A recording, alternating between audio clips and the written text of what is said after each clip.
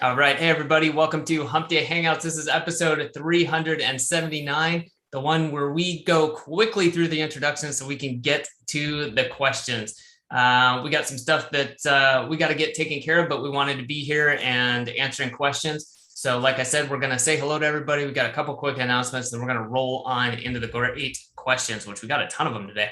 So Chris, how you doing today? Doing good. Lots of work happening here. As well, like weather is pretty sweet. I think we had like 15 or 16 degrees Celsius today. Was actually sitting in the winter garden in the early evening at 30 degrees sun and stuff, so like can't complain.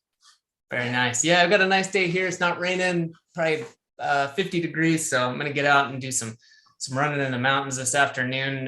While Bradley's getting things switched around, I wanted to mention too, we had a really good question, or we have a really good question towards the bottom, and I hope we get to it, about the mastermind. And I just wanted to say too, with, we talked about the GBP SOP that has been released inside the mastermind. That is what I would call exclusive access, right? You have to be in the mastermind to get that. At the top of this page, if you're watching the Hump Day Hangouts page, of course, you can get the checklist, and then the SOP is literally the broken down over the shoulder, how to do it. Someone else could even take it over and do it.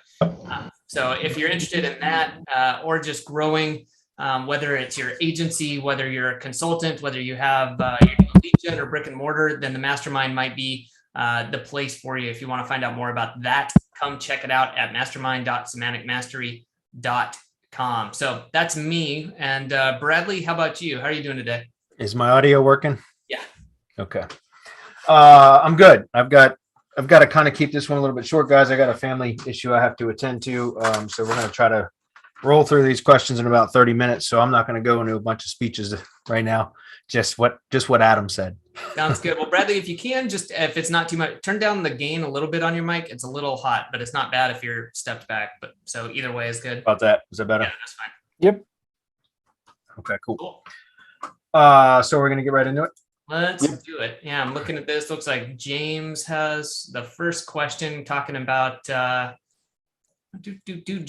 GBP stuff. Cool. Just read. Okay, so he says, hey guys, after some Google business advice, a few months ago, I made a deal with the business to use their address to secure a new profile for another location and set it up as a service area business with no address visible on the listing. That business has since changed and asked me not to use the address. Since the address isn't published and was only used for verification, what are my options? Is there a way to signal to Google that there's a different address now in case they need to verify? Yes and no. I mean, if that's a little bit tricky, and we actually had a similar question like that in the mastermind recently. Because Google knows on the back end what the address is associated with that profile for sure. So if you have not been building citations of any kind or publishing the address anywhere, then you can probably get away with just using it as is, even if the company moved or is using another address or whatever. If you had started publishing any sort of address anywhere, whether they're structured citations or non-traditional citations, then technically, you shouldn't build any new ones going forward. But one thing you could do is go change the address in there, even though it's an unpublished address. You could go in to add an address and put the new address in, which would require verification most likely. So, it's a bit tricky because the whole point is if it's an unpublished address, yeah, you can probably get away with using it, even if the business location moved. But Google knows where that location truly is, if that makes sense. So if you were publishing the address that was so in other words, like if you were to publish press releases, for example, and you mentioned the street, the name, address, and phone number in the press releases of the new location, then that would actually cause NAP issues, because even though it's not published, the address isn't published for the Google listing. Google knows there's an address associated with that listing on the back end that Google is aware of. So if you ambiguate that data, right, if you create conflicts with that data, then it's going to make that difficult to rank because it's mismatched data. So that's why I said those are a bit tricky, because if you hadn't published the address anywhere and only Google is aware of it, then you could probably still use it, but you wouldn't be able to publish the address anywhere else, like with the new address, because again, it would cause a mismatch. So you just have to do everything with never publishing the street address. If it's in the same city, then you could get away with that because you don't need to publish the street address, right? You can just publish city, state, zip, for example.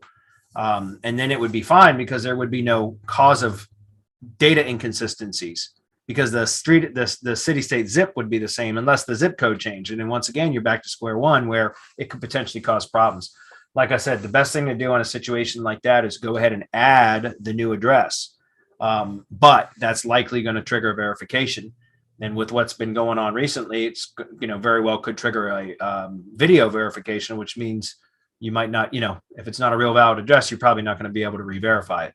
So that's a tricky situation. Unfortunately, it is what it is. So I don't know if that was helpful or not, but it's the best I can do right now. Roger says, question with Bradley, with all the link building you're doing with cloud stacks like S3, Google Cloud, Azure, etc., how are you tracking expenses for these, even if minimal? Do you charge the clients for this, or do you have one bucket for your business plus clients and include it as part of your SEO charge each month? Yeah, that's what I do for clients. For link building, for my agency clients, for link building clients, what I'm doing is charging just as part of the service to build, rebuild domains that are cloud hosted as well, which is, very similar. It does have a little tiny bit of cost because there's the cost for the cloud hosting providers that I'm using, as well as bandwidth charges, which it's very nominal. So, $10 per site per year is more than enough. And that would only be after the first year. But for just cloud pages themselves, yeah, I just include that in monthly retainer fees. I don't charge them anything separate for that. I do all that in my own account for sure. I've got multiple Amazon S3 accounts, multiple Google Cloud accounts. Azure, I've only got one account so far because I haven't done a whole lot with it. Although those tend to rank fairly quickly. So, but yeah, I just roll that into the monthly retainer. It's very nominal, so it's not really worth nickel and diming over, in my opinion. BB says, hey guys, what if I created a page in GSite in a cloud, which has an iframe in it to the money site without a single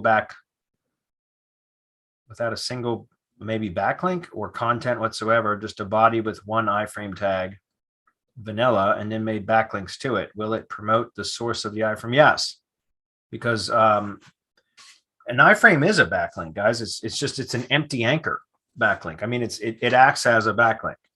Again, if you're using a tool like Majestic, it clearly shows iframes as a backlink. It's called an empty anchor, right?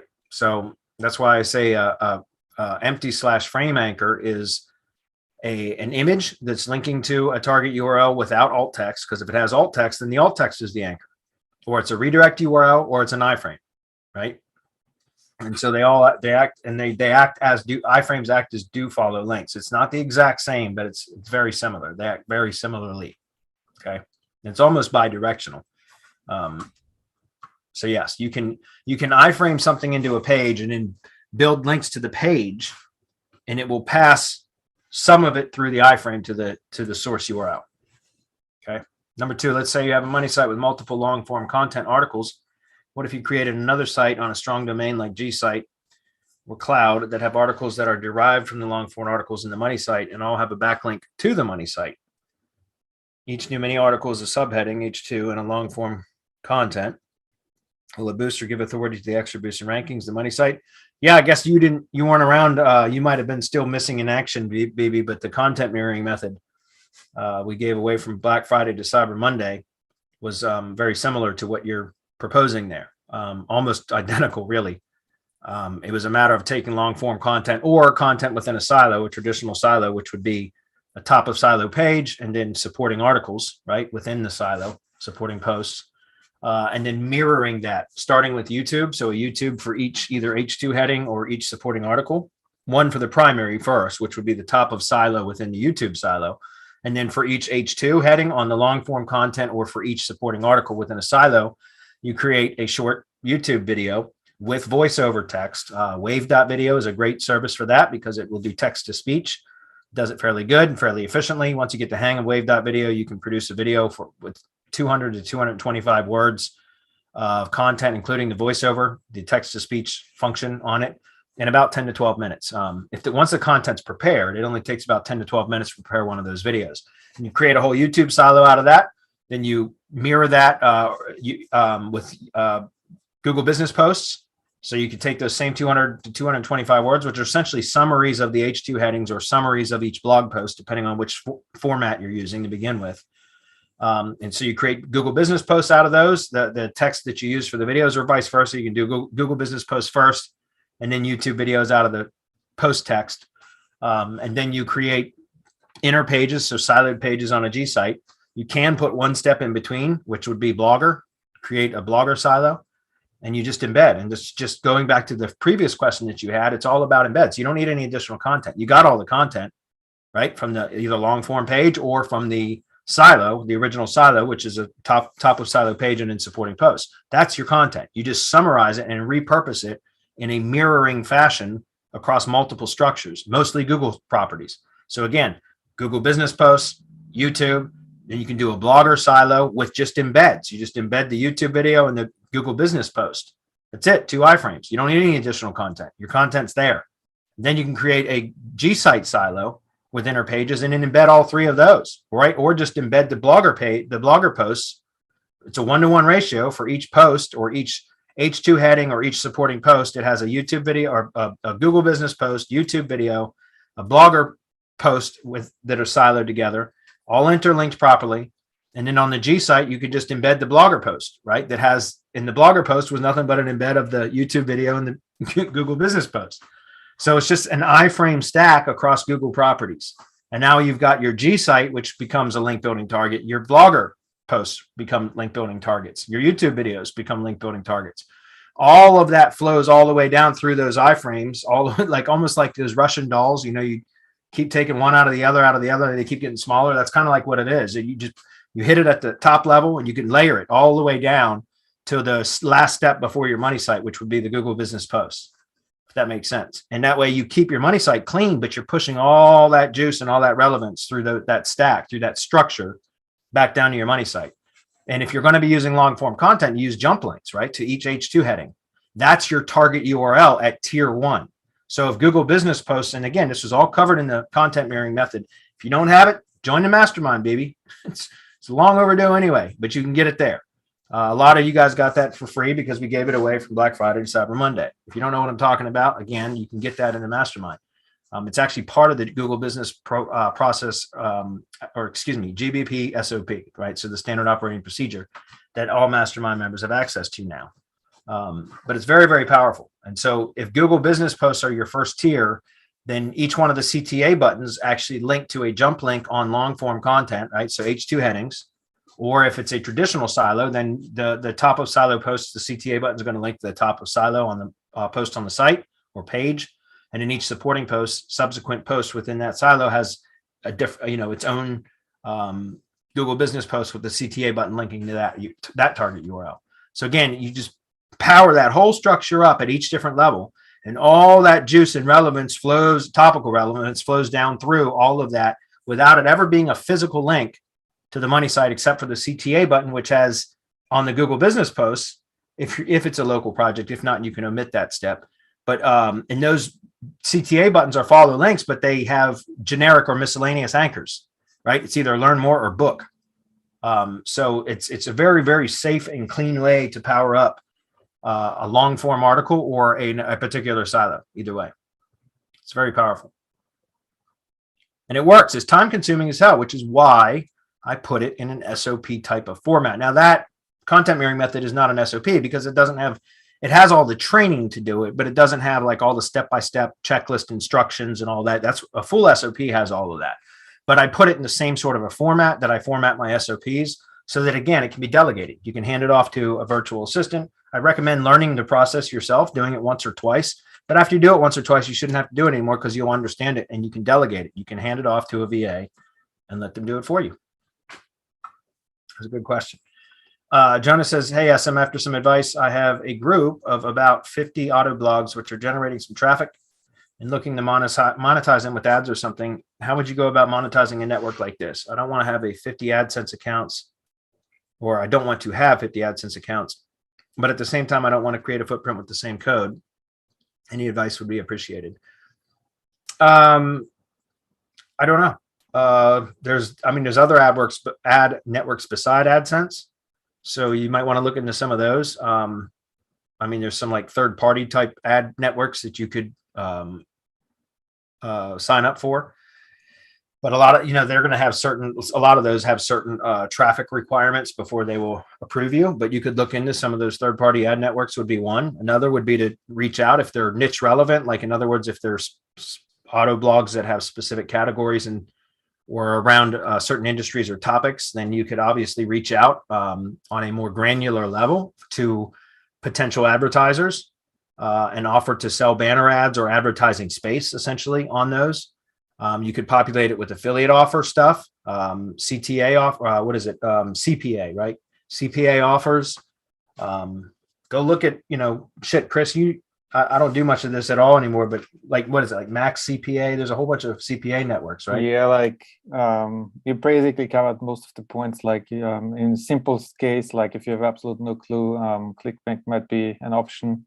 Yeah. But there are, as Bradley said, there are many affiliate networks, and it depends obviously what kind of niche you are in and like what kind of offers would fit or match for that audience. So depending on that, there is also like the right affiliate network. There's like, for example, search places like OfferVault. Yeah. You can just search for multiple affiliate offers, or like just talk to a couple of affiliate managers and you're good. Yeah, that's one of them. I think another one is maxcpa.com.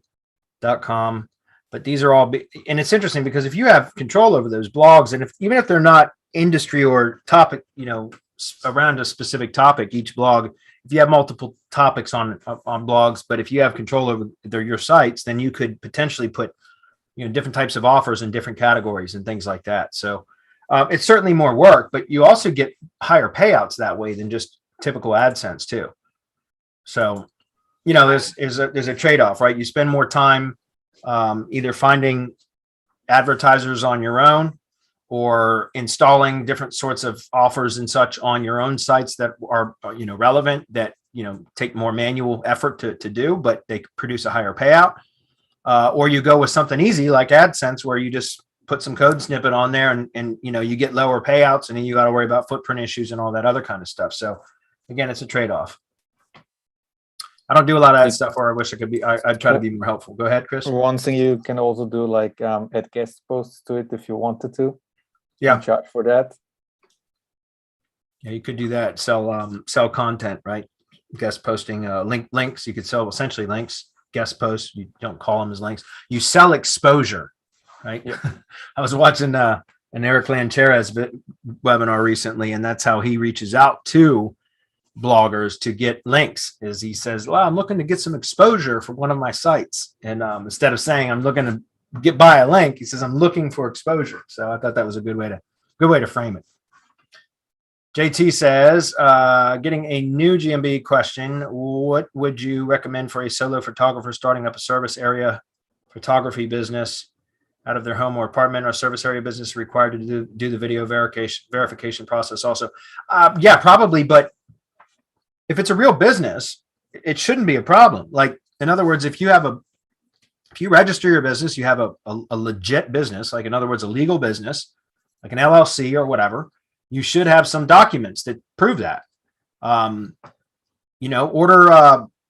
something, put something in. If you have a real business, then you should be using the United States tax laws to your advantage, which means you charge as much as you can through your business, because those are all tax write-offs. So, register your phone or your cable bill, for example, for your internet service, whether it's cable or Fios or whatever, however you get your internet service, register that under your company name, so that now that you have a utility bill that has, and you can do it with your mobile phone, for example, whatever, something like that is billing to your company. So those are the types of things that Google requires for video verification, like, video verification or corporate docs, utility bills, or stuff that shows that that your company is being billed at that address. In other words, you receive mail, physical mail for billing purposes that state the company name at that address. So yeah, home residences can still be used to register Google business profiles. You just have to prove that a real business resides at that address. That's all. So yes, you can do that. Video verification process, I've not had to go through that yet, so I'm not exactly sure what they require. But again, as long as you can prove that you have a business at that address, I'm pretty sure you can get away with it. And when I say get away with it, I mean, that's valid. You're not getting away with anything. You're just proving that a business is there, if that makes sense.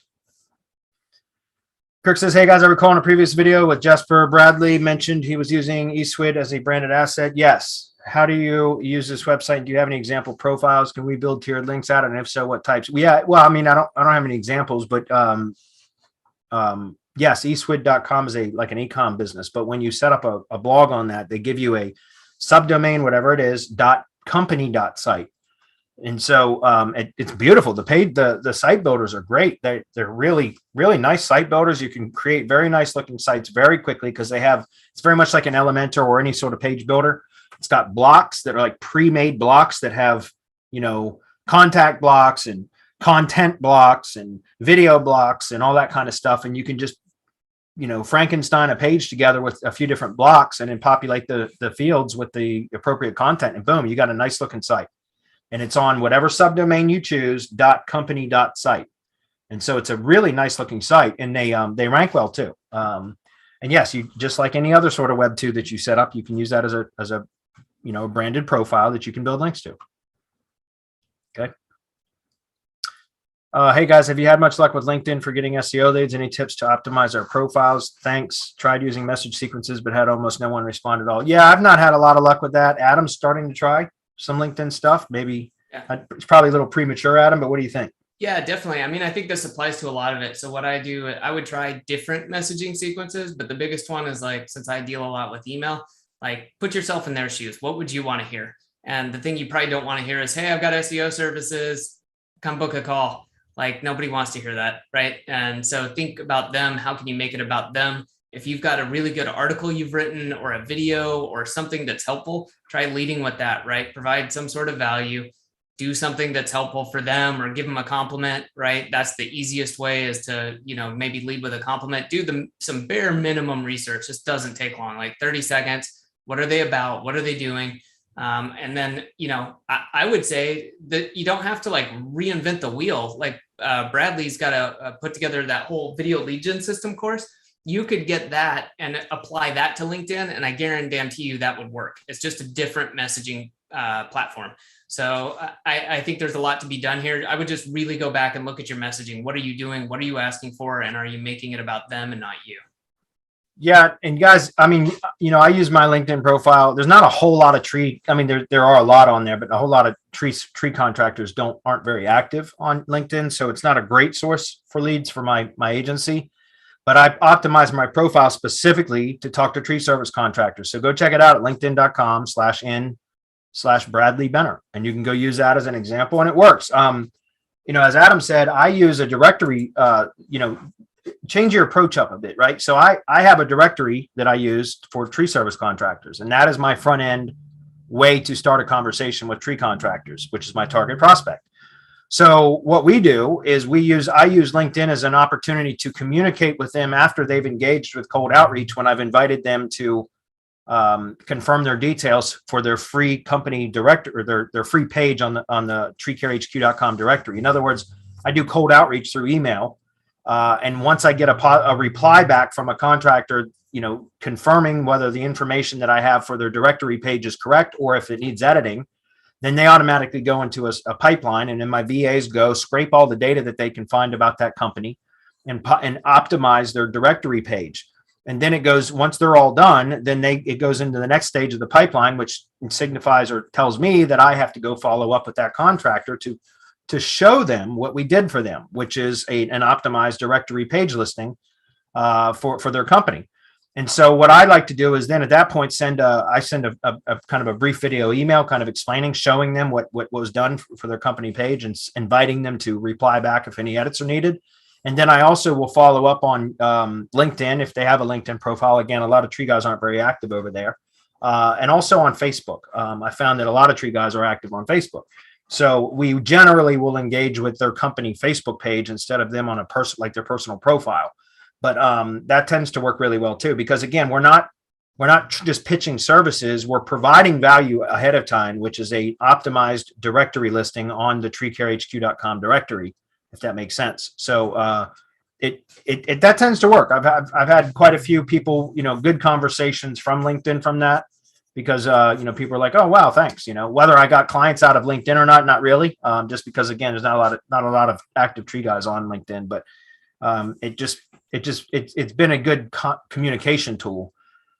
Especially with a different approach where I'm providing value instead of just pitching them. Yes, in my pitch, once we get the conversation going, then I do actually make an offer to do additional marketing services for them, but it's been fairly good. I got to wrap it up in a few minutes, guys, so I'll try to roll through just a couple more very quickly. JJJ, okay, says, are you regularly building links into your cloud stacks and GSites? If so, what type of anchor text? That's going to vary. Yes, I build links, but to all basic, all assets. But I don't use bulk spam anymore. For me, it hasn't been working. Again, for my testing and for my purposes, it has not been working. So I switched to using mostly now rebuilt domains that I go scrape on my own to find domains that have the topical relevance that I need, and then I expired that I can register, and then I rebuild those. But I also use several providers on Legit for like tier 2 or tier 3 links. But again, I'm always looking for topical relevance. That's the most important thing. Anchor texts vary. At tier 1, I generally do brand URL anchors. At tier 2, I generally do target anchors, which is keyword plus location. And at tier 3, I generally do topic anchors, which is keyword. Does that make sense? I am thinking of running a few batches of mass web 2s to start with market level and generics, and then PBNs with brand plus keyword. Do you think this will be good? Again, guys, for my own testing for the last several months, I've been really, really deep in the link building, and it's all about topical relevance. Web 2s are good for building branded profiles. Mass link building, if some people are still using it and it still works for them, that's great. I don't prefer to use that anymore. I prefer to use much more topically relevant, high powered links. They don't need a ton of referring domains and all that. You don't need a lot of volume. What you need is to find really relevant, topically relevant link sources. When you find that, only need a handful of them for it to really start moving the needle. So, and again, it depends on what kind of link building you're using, what kind of anchor text you use, the velocity, the number of links, whether they're topically relevant or not. If they're not topically relevant, you need a lot more of them for them to produce the same effect as if they are topically relevant. Again, you only need a handful if they are.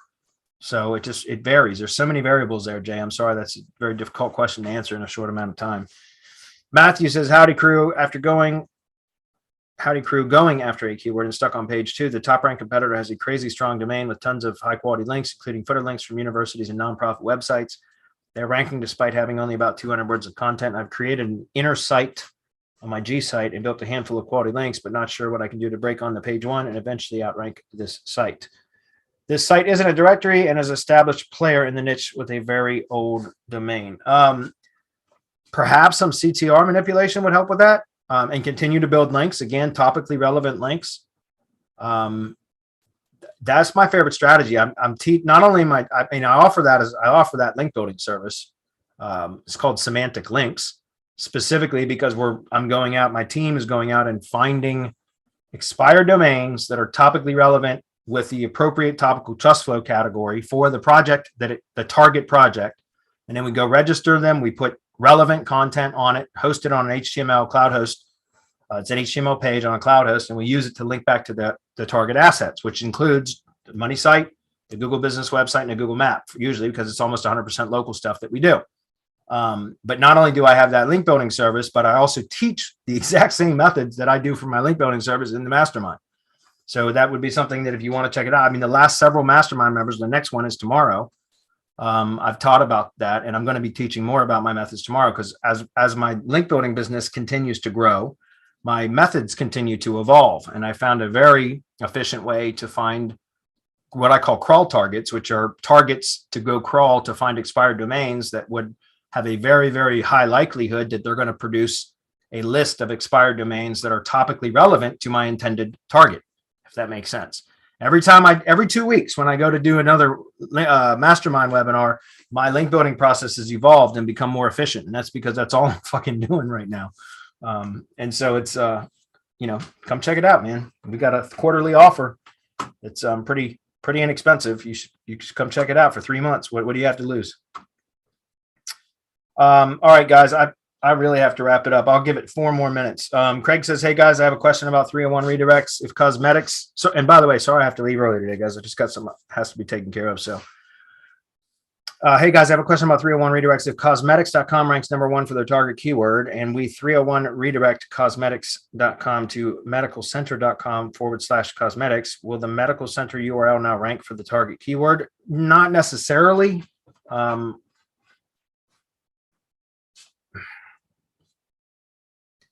It depends on the content. I mean, there's a lot of other variables. It can certainly help, but medicalcenter.com/cosmetics, I'm not seeing the relationship there. Maybe there is, and I'm just not aware of it. It's hard to tell with such a short amount of text, right? Or context, I should say.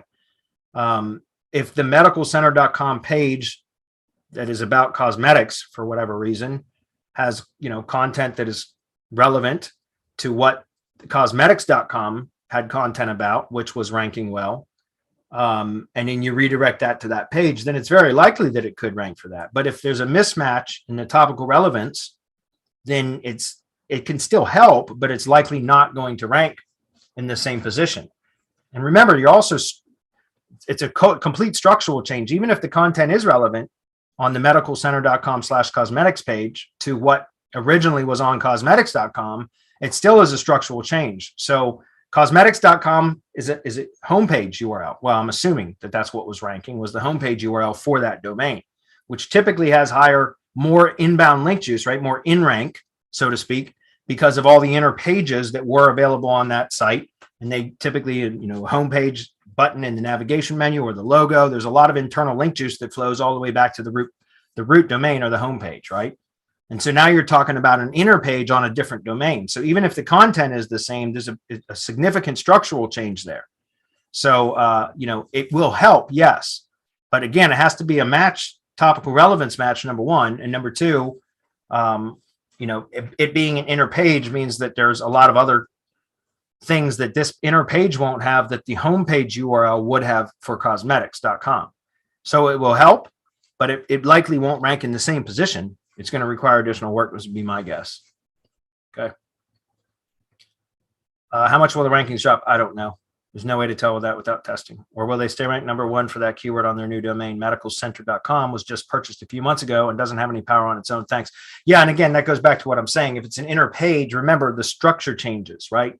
The homepage URL of every site is always going to be the most powerful, or generally, not always, but generally going to be the most powerful. And that's because, again, almost every page on the site has a link to the home page somewhere, right? It's either in the logo or in the navigation menu or in the footer somewhere. So that's why the homepage URL is typically the strongest URL on any site, because there's a lot of in links, right? So the internal page rank link equity that is flowing back to the homepage or the root domain, the homepage URL. And so when you change it to an inner page, that's a complete structural change. Bradley, shit, I gotta Bradley, go. you got to get going. We can cover the rest of these next week. Okay. Or even better yet, this will be the blatant pitch, right? We can answer them in the mastermind, but we got to wrap it up today here for Hump to Hangouts. Yeah, I have to go, fellas. So I'm sorry, guys. I'm cutting it out a little bit early. Got most of them. So, all right, everybody. Thank you for being here. We'll follow back up next.